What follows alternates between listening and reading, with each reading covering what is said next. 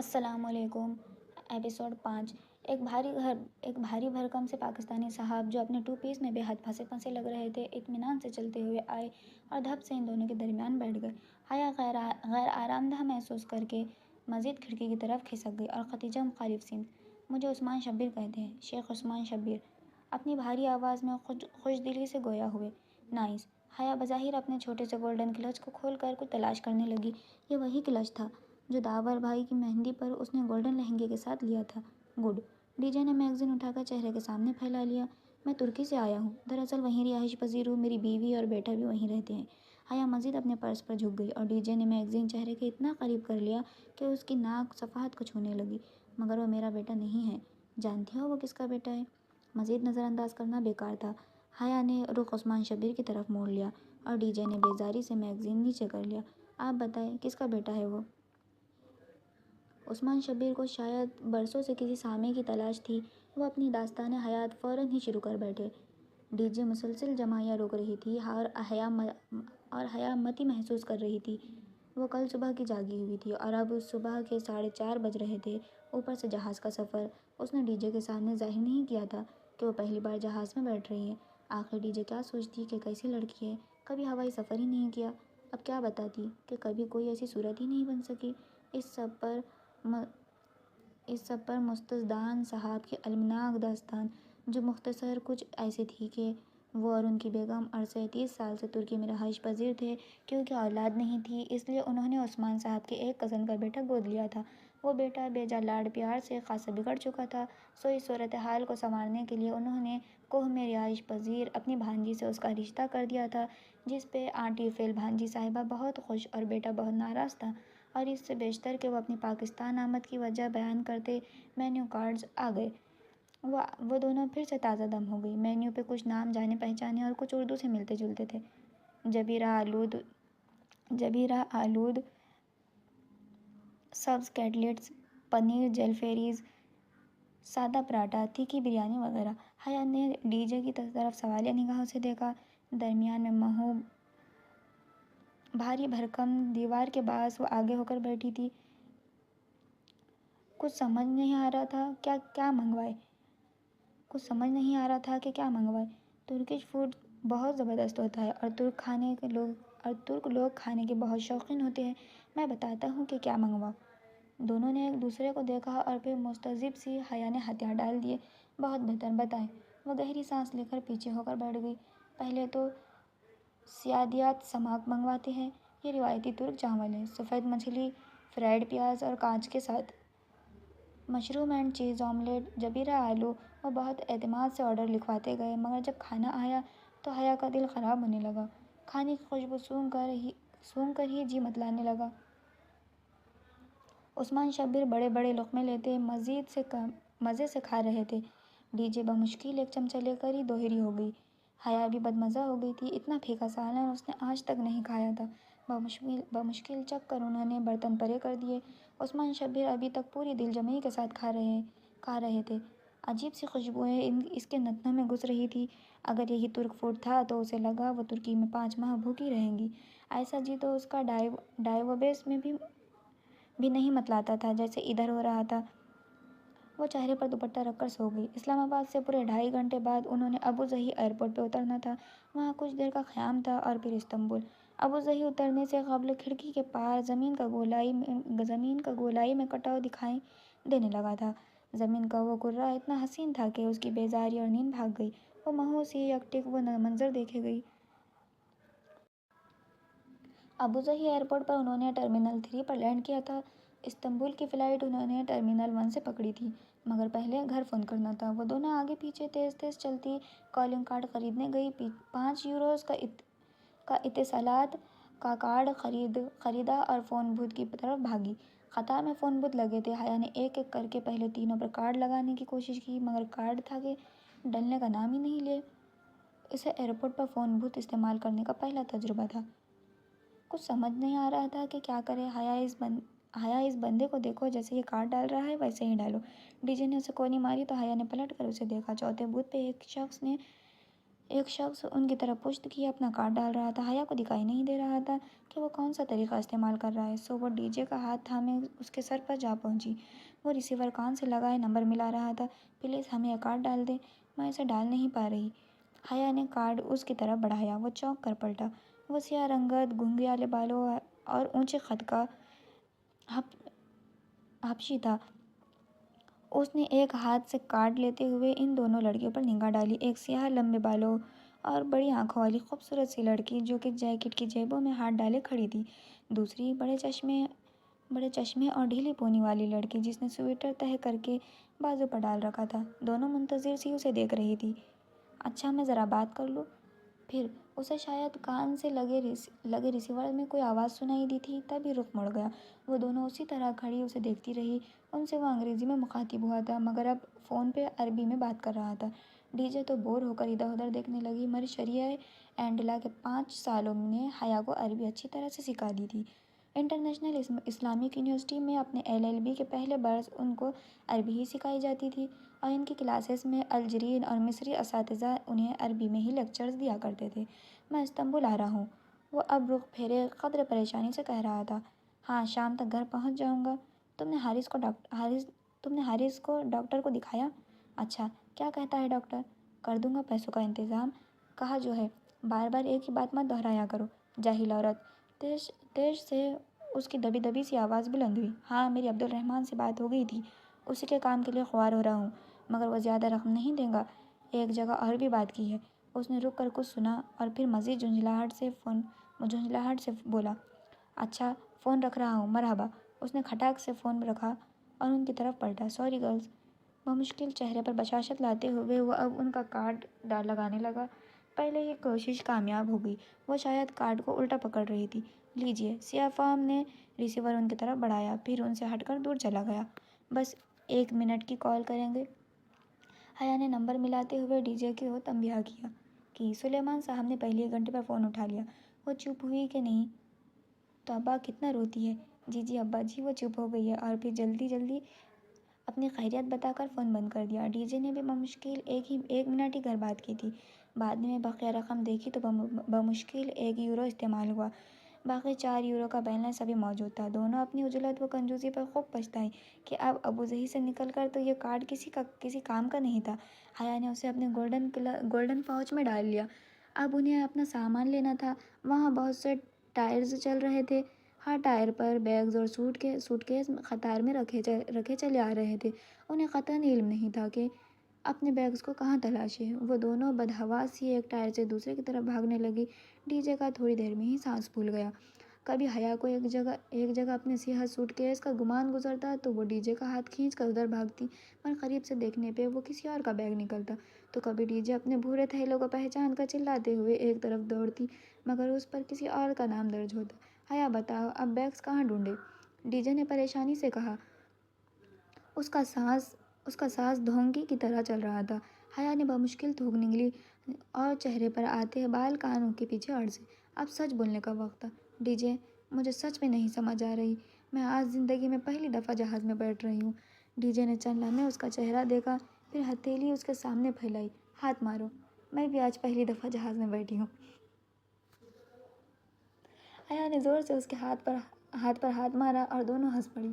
کافی دیر بعد ان کو ٹائرز کی لسٹ نظر آئی جس پر ہر فلائٹ کے مخصوص ٹائر کا نمبر درج تھا۔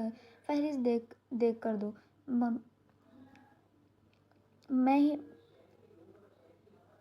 2 منٹ میں ہی اپنا مطلوبہ ٹائر مل گیا۔ سامان لے کر حیا اتنی تھک چکی تھی کہ جب ڈی جے نے وہی ایک جگہ چمکتے فرش پر بیٹھنے کو کہا تو وہ اپنا سارا نخرہ اور غرور بالائے طاق رکھ کر ادھر زمین پر بیٹھ گئی۔ اپنے بیگز کے ساتھ اب وہ دونوں مزے سے فرش پر بیٹھے ہر آتے جاتے کو دیکھ رہی تھی اور ارد گرد مہذب نفیس لوگ حیرت سے ان کو دیکھتے گزر رہے تھے۔ ٹرمینل 1 سے جو پرواز ان کو ملی اس میں بھی عثمان شبیر ساتھی تھے۔ اپنی داستان حیات فراموش کر کے وہ اب ان کی طرف متوجہ ہوئے اور ان کا انٹرویو کرنے لگے۔ کون ہو؟ کہاں سے آئی ہو؟ کیوں آئی ہو؟ ترکی میں کدھر جانا ہے؟ کیوں جانا ہے؟ سبانجی یونیورسٹی۔ انہوں نے اتنی بلند آواز میں دہرایا کہ اگلی نشست پر بیٹھی ترک خاتون نے گردن موڑ کر خطرے اونچے ہو کر ان کو دیکھا۔ اس سے آگے خاتون نے قدر ستائش سے چند الفاظ تک ترک میں کہے جو حیا کو سمجھ نہ آئے۔ جواباً عثمان شبیر نے اپنی بھاری بھرکم آواز میں کچھ کہا تو خاتون قدر گڑبڑا کر واپس رخ پھیر گئی۔ آپ نے ان کو کیا کہا؟ حیا نے کڑی نگاہوں سے انہیں گھورا۔ کچھ نہیں، تم بتاؤ، یہ پاکستان میں والدین اتنے آزاد خیال کب سے ہو گئے کہ جوان بچے کو اکیلے ترکی بھیج دیں؟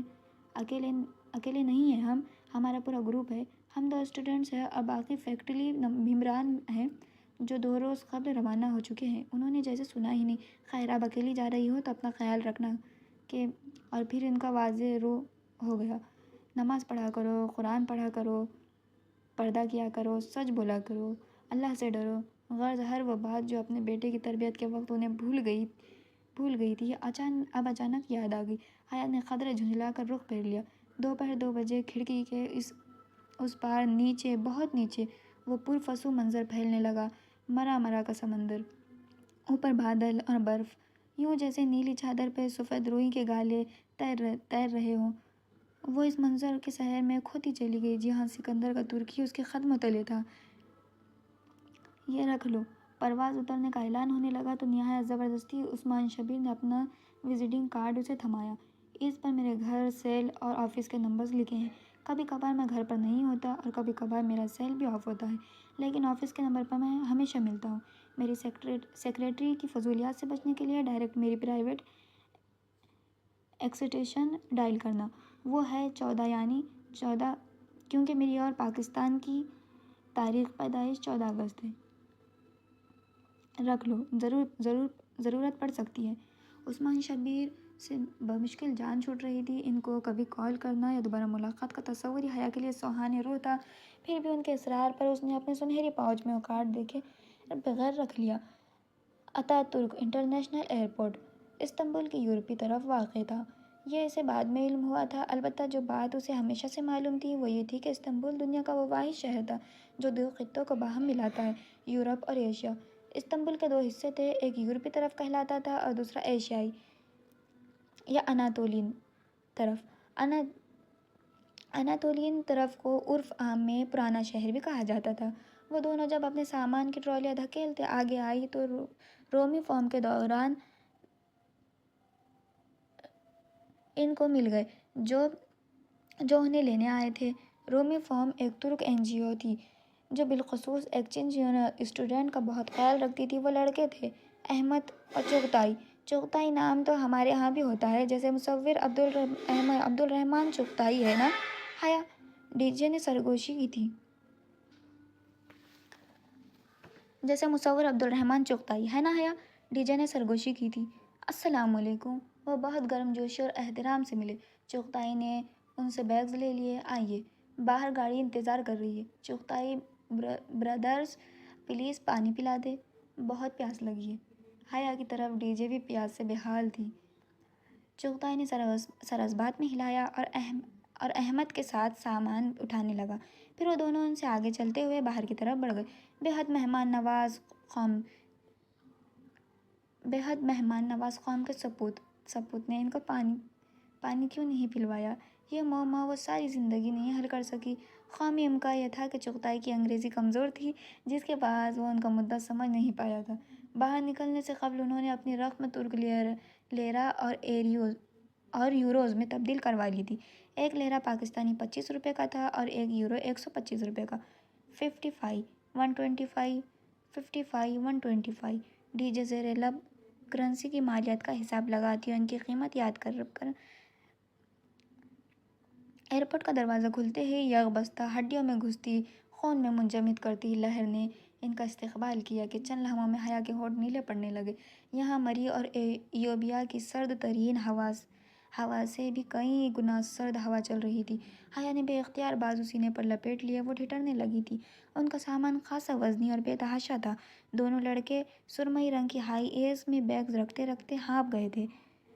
آپ واقعی صرف 5 ماہ کے لیے آئی ہیں؟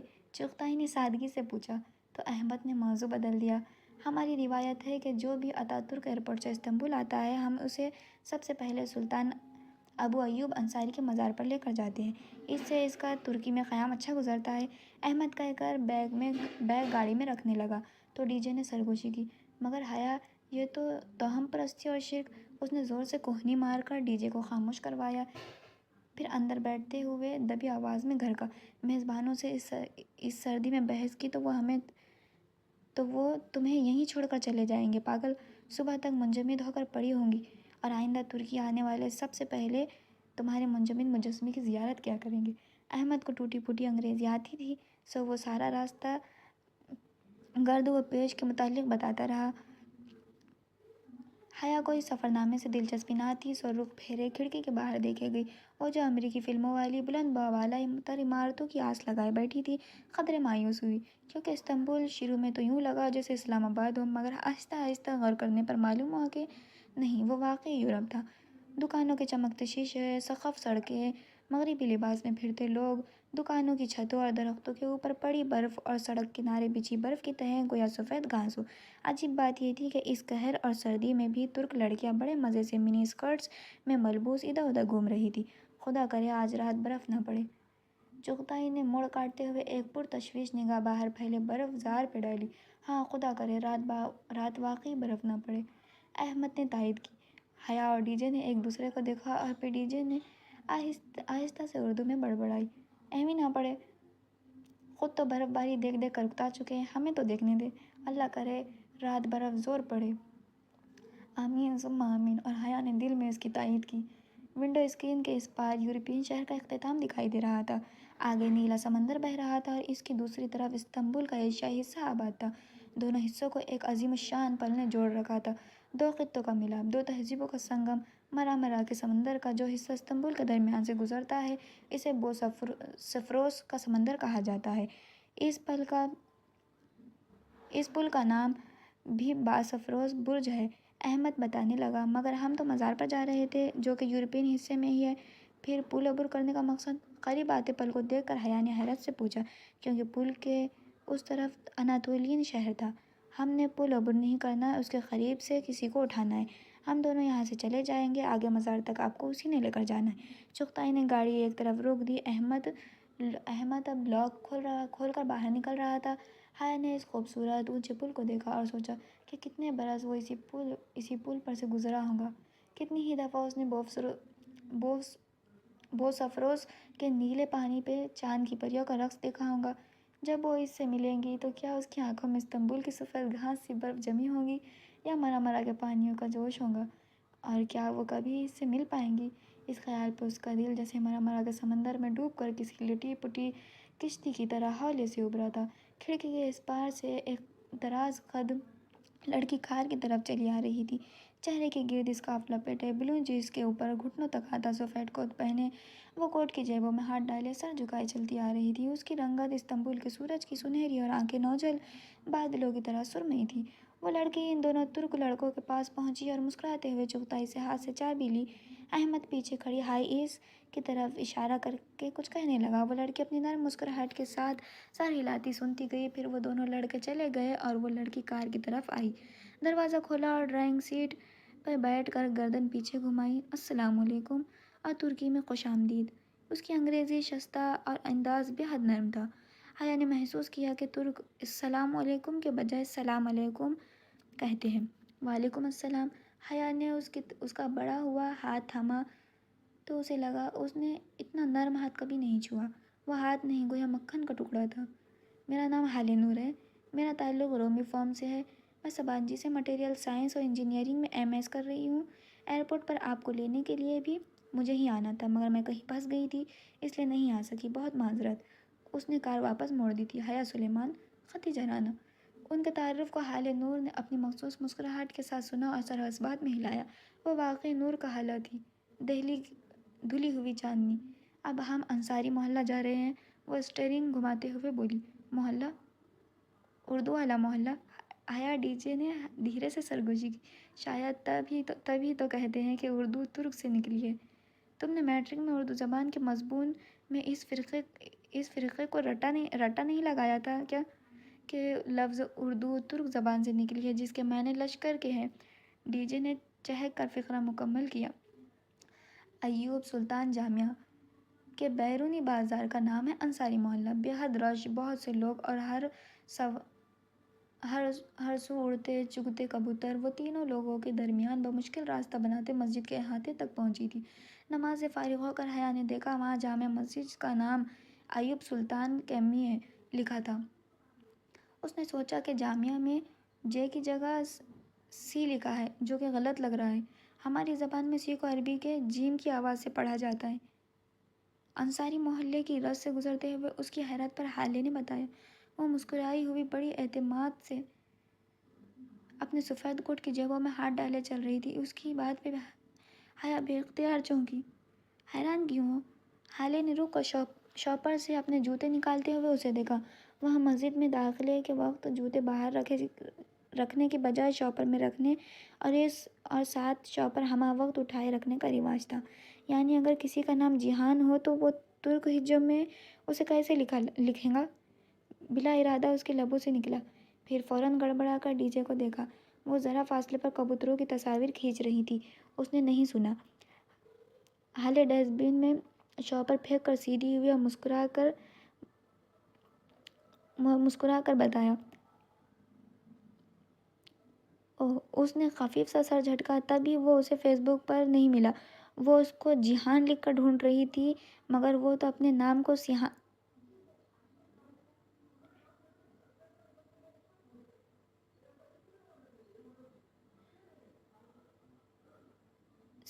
سیحان لکھتا ہوگا۔ گلی صاف ستھری اور کشادہ تھی۔ دونوں اطراف میں دکانوں کے دروازے کھلے تھے، آگے کرسیاں میزیں بچھی تھیں، ارد گرد بہت سے اسٹال لگے تھے۔ سڑک کے کناروں پہ کھلے عام کتے ٹہل رہے تھے، مروں بھونکتے نہیں تھے۔ حیا کو بھوک لگ رہی تھی اور وہ ابھی سفر نامے سے بور ہونے لگی تھی۔ بمشکل وہ تینوں اس رش بھرے محلے سے نکلیں۔ ایکسچینج اسٹوڈنٹ کو ان کا پہلا کھانا ایک ترک میزبان خاندان دیا کرتا ہے، اور ابھی ہم اس میزبان خاندان کے گھر جا رہے ہیں۔ جب وہ کار میں بوسفورس پل پر سے گزر رہی تھی تو حالے نے بتایا۔ کھانے کا سن کر اس پر چھائی بیزاریت ذرا کم ہوئی۔ میزبان خاندان کا گھر استنبول کے ایک پوش علاقے میں واقع تھا۔ کشادہ سڑک، خوبصورت بنگلوں کی قطار اور بنگلوں کے سامنے سبزے پہ جمی برف۔ ان کے اسکالرشپ کو آرڈینیٹر نے چند باتیں انہیں ذہن نشین کروا دی تھی کہ ترکی میں جوتے گھر سے باہر اتارنے ہیں، گھاس پہ نہیں چلنا، اور ملاقات کے وقت ترک خاندان کے بڑے کا ہاتھ چومنا ہے۔ اس کی ضرورت نہیں تھی اس